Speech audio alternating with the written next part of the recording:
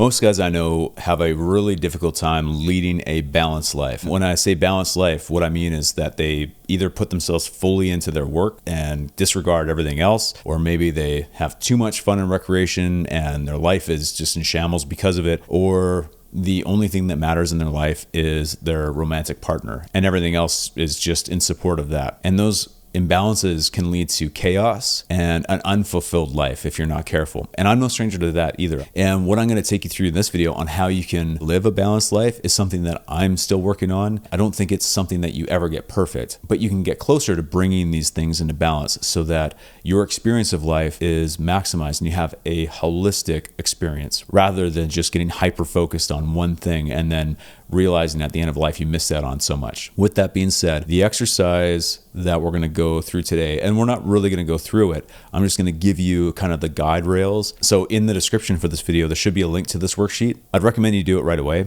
And I'd also recommend that you do this on a regular enough basis so that it helps guide you as you move along in life to live this more fulfilled life. So what this is, it's the goal wheel. It's called the goal wheel. And there are 8 quadrants. The 8 quadrants are family and friends, romance, fun and recreation, health and fitness, finances, personal growth, career, and physical environment.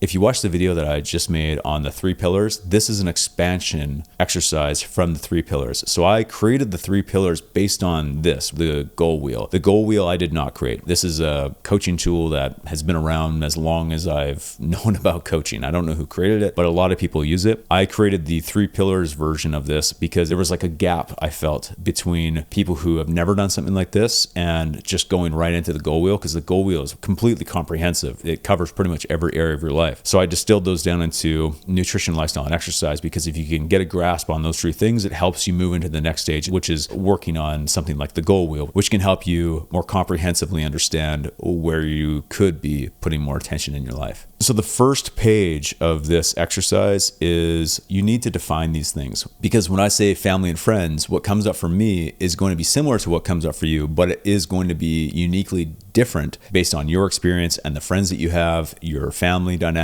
all that sort of thing. So what I'd recommend you do is you write down what friends and family mean for you. Same with romance. What does romance mean for you? What do you look for in a partner? What do you look for in a romantic relationship? What are the values that you strive for in a relationship? Write that down. Fun and recreation. What does that mean for you? What do you find fun? How do you define recreation? Finances, probably the best example of how this is going to be different for everybody. For some people, $60K a year is more than enough to meet all of their needs. For others, it's $1.5 million a year and everything in between. So you can start to understand why it's so important for you to get clear on what each of these quadrants mean for you, how you define them, your goals with them, that sort of thing. So start to really explore what each of these are and then write that down. Now, the next thing you want to do is move to the actual goal wheel itself. And what you're going to do is you're going to score yourself between 1 and 10. 1 being really low, 10 being really high. 1, you spend little to no energy in that quadrant, and 10 being that you feel like you're spending as much as you possibly could in that quadrant. Go from one quadrant to the next. So family and friends, then to romance and fun, and you just score between 1 and 10. My favorite way is to actually fill it in. I feel like it gives you the best visual representation. So you would fill it in with different colors. Family and friends, if it were, an 8 out of 10, you would fill in all of the space from 1 to 8 with a color, blue, let's say. Then when you move on to romance, let's say it's a 6 out of 10. You fill that in with a different color so that you can see it contrasted to family and friends and all of the other quadrants as you fill them in. You can see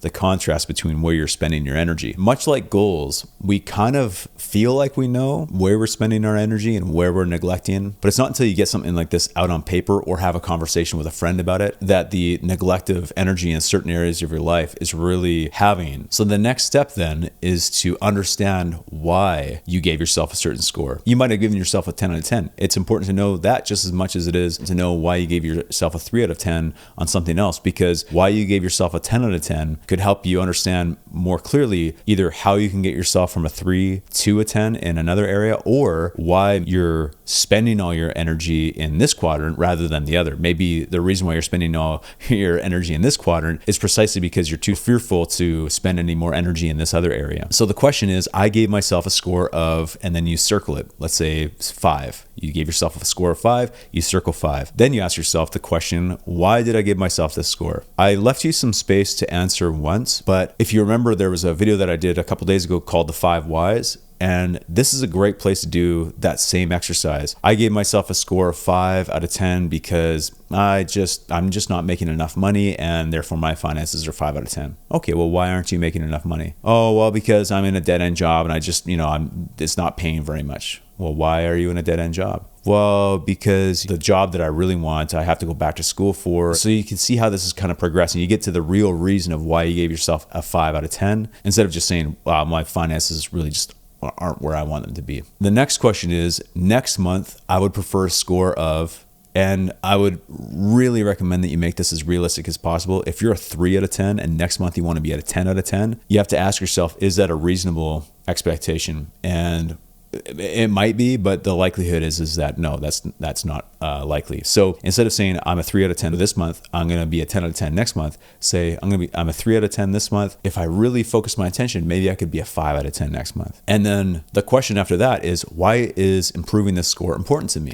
Again, I gave you a little space to write this out, but I would encourage you, if you can, if you have a friend or use ChatGPT, like I mentioned in that other video, to ask these questions. Really get to the root of why is this important to you? Why is it important for you to move from a 3 to a 5? The first answer that comes to you often isn't the real answer. So if you can ask 5 whys, 5 layers deep as to why it's important for you to move it up to a 5 or potentially a 10 down the road, that will help you have more fuel for actually moving the needle in this quadrant of your life. The last 2 questions will be the difference maker for you. If you remember from that video, I think it was the 5 whys, where I talked about my friend who wanted to be an elite level powerlifter. Sure, you can be an elite level powerlifter, but if you go down that road, that's a hyper niche, hyper-focused goal that very few people actually achieve who set out to achieve it. So if you want to do that, yeah, totally go for it. But you have to also come to the understanding that if you say yes to that, it means that you'll have to say no to so many other things in your life. So these 2 questions are pivotal, I believe, for you to see success with moving these quadrants of your life. So the first one is, what will I need to do? If I want to move from a 3 to a 5 over the next month in whatever quadrant we're talking about here, what would I need to do in order for me to make that happen? Like, what are the actionable steps? Once you have that, the next question is, I would argue, almost more important. What would I need to give up? So if you want to move from a 3 to a 5, yeah, you have the action plan on what you need to do, but what would you need to give up? If you want to lose weight and you're at a 3 right now because you feel overweight, you're tired, you feel like you have no confidence in the body that you're currently in, and you want to move closer to a 5 by this time next week, what would I need to do? Okay, well, I need to go to the gym, I need to eat better, all of these things. Make it as reasonable as you can based on where you're starting from, but you know what you need to do. Well, just as important is, what would you need to not do? What do you need to give up? Well, I need to give up ordering takeout every night and watching Netflix for 2 hours. I would need to give up sleeping in because that's the time that I'll be using for my workouts. I might need to give up beer on the weekends. I know that that's really doing me a disservice because it's not only adding extra calories, but it's making me really lethargic the next day and I just don't feel like moving. These are the sorts of things that you will need to look at as to, what do I need to give up? Be super honest with yourself and super realistic. What do you need to do in order to make this change, and what do you need to give up in order to make this change? So do this for every quadrant of the goal wheel. And just like the video on the 3 pillars, the final question you should ask yourself, once you've gone through all the quadrants, once you've figured out what number you want to be next month and what you need to do and what you need to give up, ask yourself, out of these 8 quadrants, if I was just going to focus my attention on 1 or 2, what quadrants need the most energy from me right now, so that this time next month, I can feel like I made the biggest impact in my overall happiness and my overall enjoyment of life, because these quadrants of life have improved. So if you're not going to do it monthly, I'd recommend that you at least do it quarterly. It's January right now, so do it for January and then revisit it in April. And if you do this every quarter, especially if you do it every month, but at least every quarter, just imagine where you'll be this time next year. Now, you'll never have all 10 out of 10s. I think that's impossible, but you're going to recognize areas of your life you're neglecting And if you can focus on those areas, the places of your life that you've been neglecting that have had the biggest negative impact in your life because you've been neglecting them, just imagine where you'll be this time next year if you just put a little bit more attention into them month over month. So I appreciate you spending some time with me today. I hope that you go through this exercise. If you do, I'd love to hear from you what your experience was. I say in every video, I really enjoy reading your comments and your questions. It really just makes this whole thing worthwhile. So if you did get to the end of this video, if you have had an impact in your life in some way because of it, I would really appreciate if you left a comment because it just makes my day. All right, I'll see you in the next video.